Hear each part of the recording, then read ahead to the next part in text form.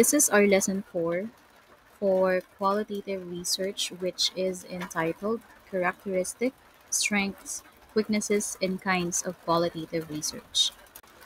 First, let's talk about regarding with the characteristics of qualitative research. First, research takes place in a natural setting like home, school, and community. It focuses on participants' perception and experiences.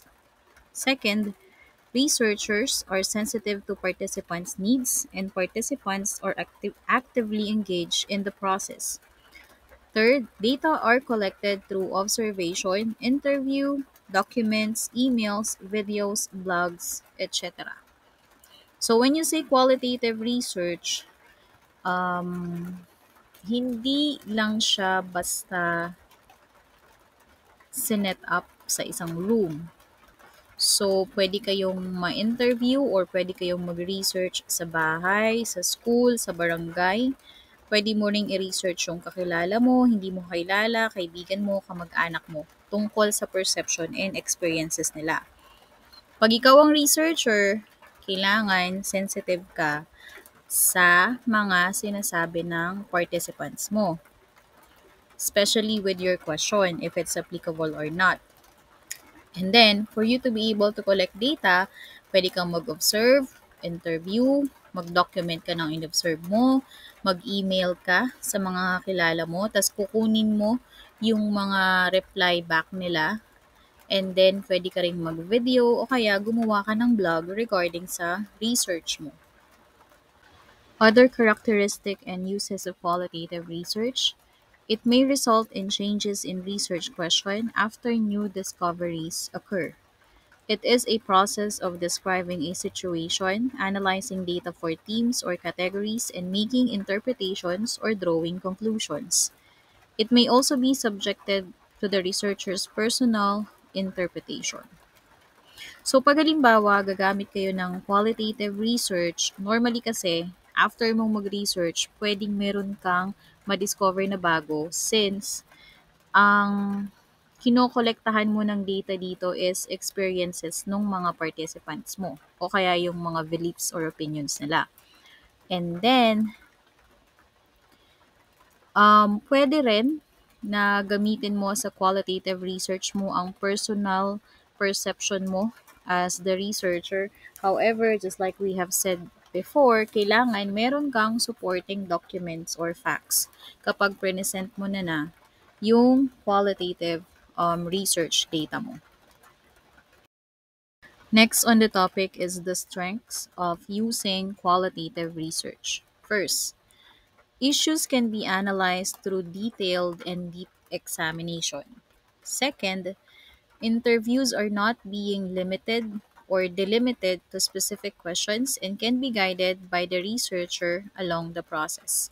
So since qualitative research siya, mas malalim yung meaning kapag ginawa mo 'to kasi ang ina-analyze mo dito is yung perception or yung opinions or kung ano man yung sasabihin ng participants mo dun sa research.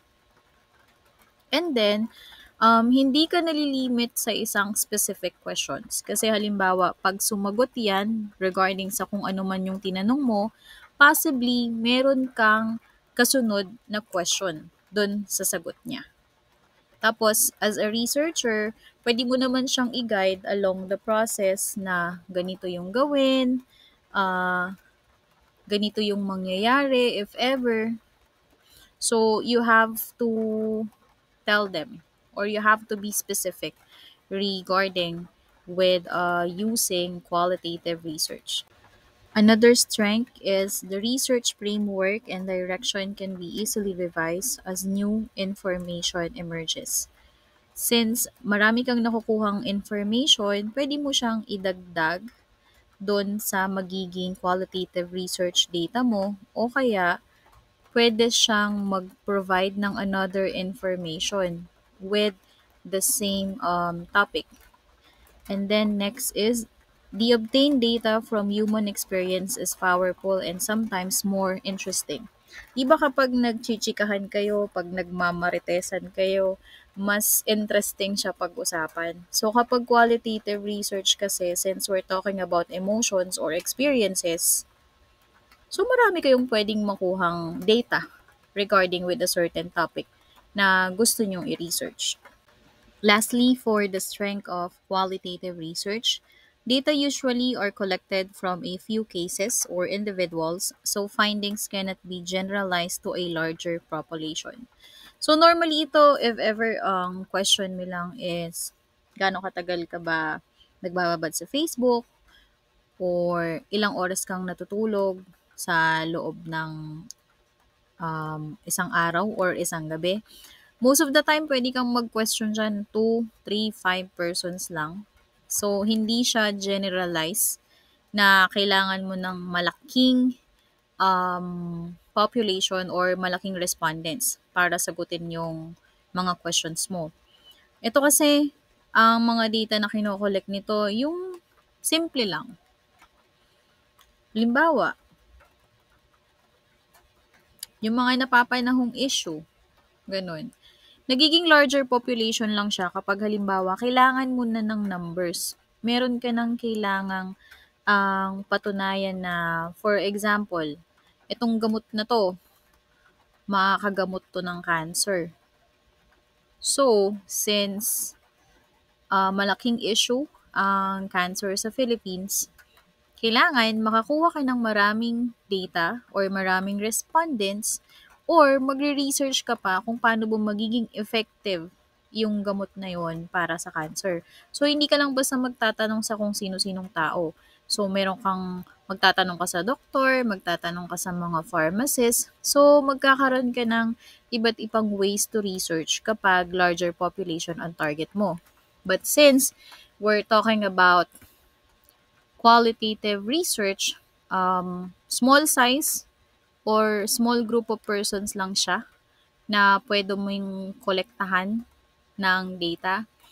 And then, pwede ka rin gumamit ng mga napapanahong issue na hindi naman kailangan ng larger respondents. Besides from strengths of qualitative research, we also have weaknesses of qualitative research. First, the volume of data makes analysis and interpretation time-consuming. Bakit ba siya time-consuming? Kasi kailangan mo ng effort para kumuha ng data, kailangan mo din ng effort para i-organize yung mga data, tapos i-analyze mo pa yung naging results o yung mga information na nakuha mo. Time-consuming siya, especially kung yung data ay galing sa iba't ibang klase ng tao, sa iba't ibang lugar. So, mas maraming data, mas maraming time yung kailangan mong magamit sa pagkuha ng results mo regarding with your research. Next, weaknesses of qualitative research is, it is sometimes hard to prove. Totoo naman, mahirap siyang i-prove kasi most of the time, hindi enough yung data or facts na nakukuha mo sa qualitative research. Tapos, the topic is based mostly on opinions or feelings of your respondents. And then, there are some situation na masyado siyang complex para i-explain. However, since this is qualitative research, you can still show clear evidence kung totoo ba siya or hindi, as long as you will be able to gather facts about it, supporting with the opinions coming from your respondents. Next weakness of qualitative research is the researcher's presence during data gathering, which is often unavoidable in qualitative research, can affect the subject's attitudes towards the process.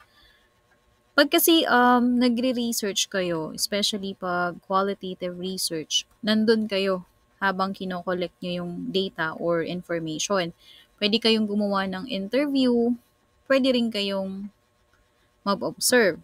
So most of the time, pag qualitative research kasi, the researcher is often present to talk to people. So ikaw ang magtatanong or ikaw ang manonood kung ano ba yung nangyayari para mas maintindihan mo yung sitwasyon. Tapos mas marami kang makuhang information or answer regarding sa research mo. Kaya lang, Nagiging negative siya kasi nga yung presence mo as a researcher na nandun ka, siguro pwede natin gamitin yung word na nakaka-intimidate habang nag-a-ask ng questions or puwedeng nahihiya yung respondents mo kasi ina-ask mo siya face to face, eye to eye.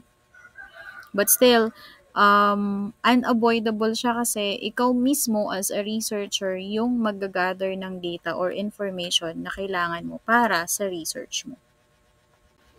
Next weakness of qualitative research, it is the issues of anonymity and confidentiality can bring or result into problems when presenting ideas.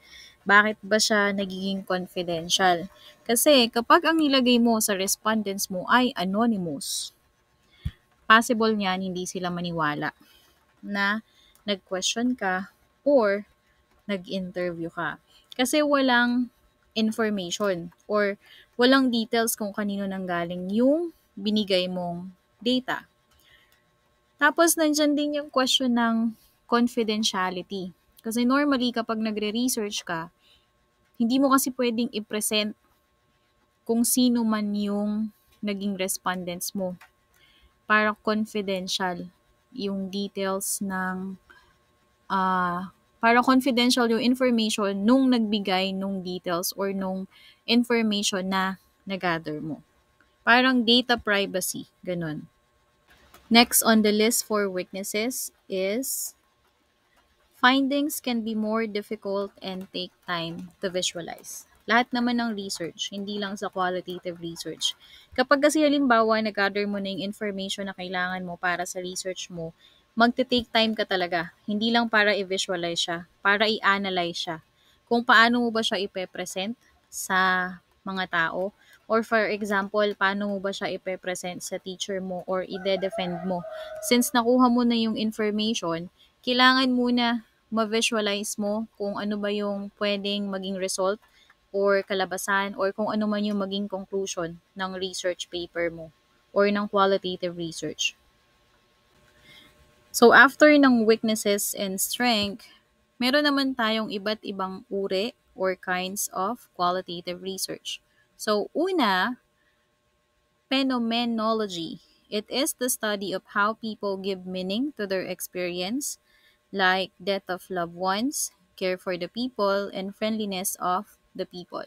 So sa study na to, kinukuha mo kung ano ba yung naging experience niya regarding sa isang event. Ano ba yung nangyari sa event na yon? Ano ba yung na-feel niya nung nangyari yon? Then second kind is ethnography. It is understanding of how a particular group goes about their daily lives. So ano bang nangyayari sa araw-araw na buhay niya? Ano bang nangyayari sa araw-araw na buhay ng kaibigan mo, ng nanay mo, ng tatay mo, ng mga kapatid mo? So from Monday to Saturday. Another kind of qualitative research is grounded theory. This occurs when a researcher discovers a new theory based on data collected. So possibly, wala pang nakakaalam nito. Ikaw pa lang yung nakadiscover. Kaya tinawag siyang grounded theory. Next is case study. This study involves an investigation of a person, group, organization, or situation for a long period of time to explain why such things occur to the subject under the study.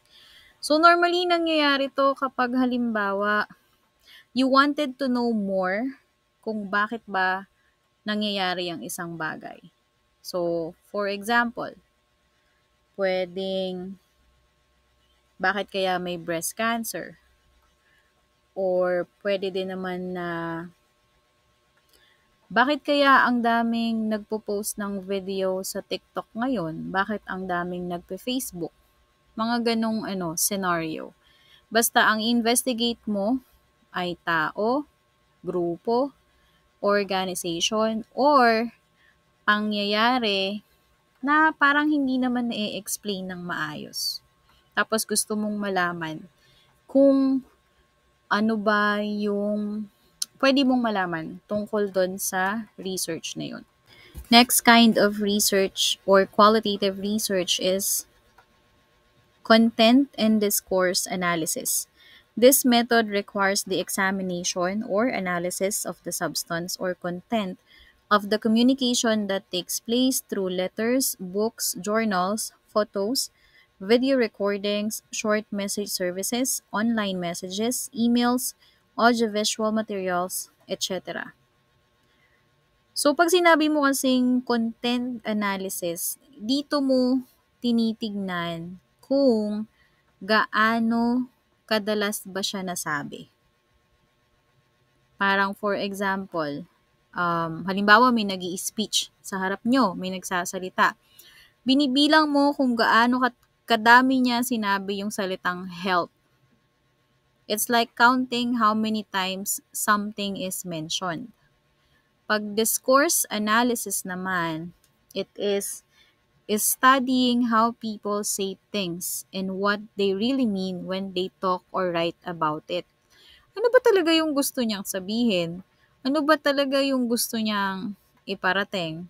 Halimbawa, meron kang ini-interview, tinitignan mo siya or tinititigan mo siya kung paano siya magsalita, kung mabait ba, polite ba siya, or serious ba siya habang ini-interview mo siya. So again, kapag content analysis, ano yung sinabi, gaano kadalas niyang sabihin. Kapag discourse analysis naman, paano niya sinabi, tapos ano yung meaning nung sinasabi niya. Either by writing or how they talk about it. Okay, so next kind of qualitative research is historical analysis. This is the study of primary documents to explain the connections of past events to the present time.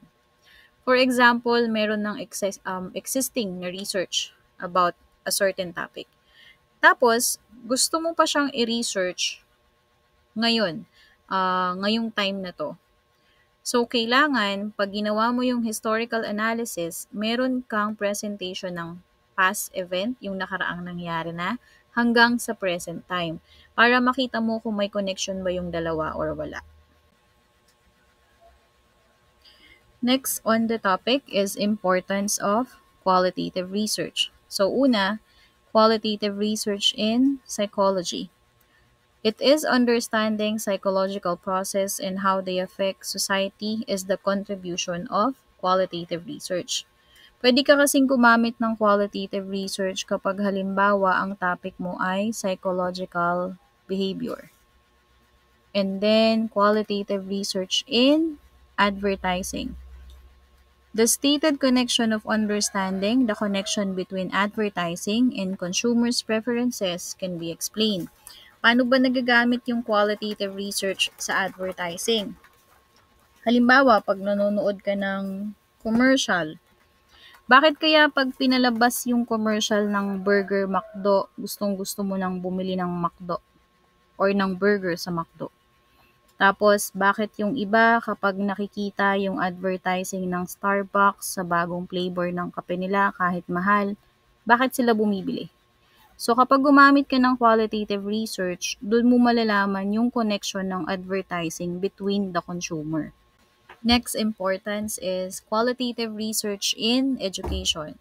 It navigates towards the improvement of performance in education. Pwede mo kasing gamitin yung qualitative research kapag halimbawa sa pag-change ng curriculum, pwede kang mag-ask ng mga parents, teachers, and students kung ano bang opinion nila regarding sa pagbabago ng curriculum sa education. Another is qualitative research in technical communication. It can also be used in studying the effective use of technology in the workplace to ensure a smooth flow of communication. Since ang topic ay technical communication, pwede ka ring mag-interview sa iba't ibang klase ng tao na may trabaho. Tapos, pwede mo silang tanungin kung paano ba magiging smooth yung flow ng communication nila or ano bang ginagamit nila para mas madaling mag-pass ng message, especially kapag ang workplace ay nasa 100 to 500 employees. Those are just some of the examples. Next is qualitative research in social work. This can be done by analyzing interview data and narratives. Kapag kasi halimbawa nagre-research ka regarding with society or anything that has something to do with social work, pwede mong gamitin yung qualitative research. Kasi pwede kang mag-interview.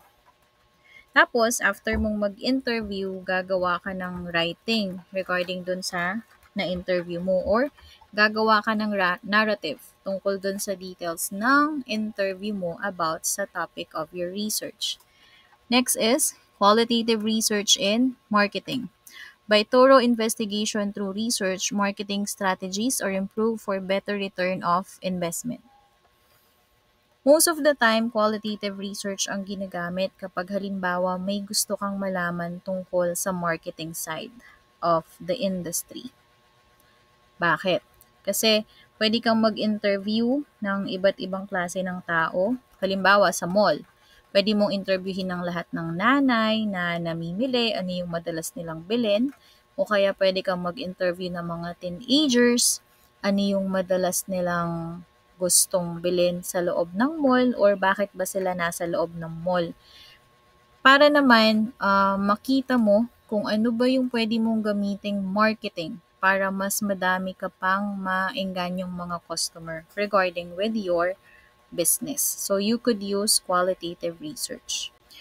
And lastly, for the importance of qualitative research in international business. In this manner, business establishments can collect reliable information and come to a decision of improving their ways and processes. So halimbawa, meron kang type of business.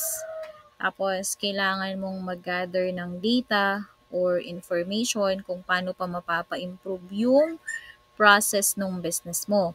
So pwede kang gumamit ng qualitative research. Kasi pwede kang mag-interview ng iba't ibang klase ng tao, pwede rin namang mga businessman na merong same business as yours.